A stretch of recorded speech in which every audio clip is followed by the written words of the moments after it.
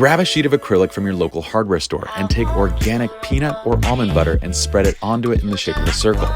Next, you're going to want a wide-angle lens and go ahead and shoot through the acrylic to capture your favorite furry friends as they lick it off. Now, you can use any camera for this, and if you use an iPhone, I'd recommend using the widest lens possible, and this is what it looks like. For an added element, I placed my son James in the background as he holds the leash for a little story piece. Here are a couple of my favorites.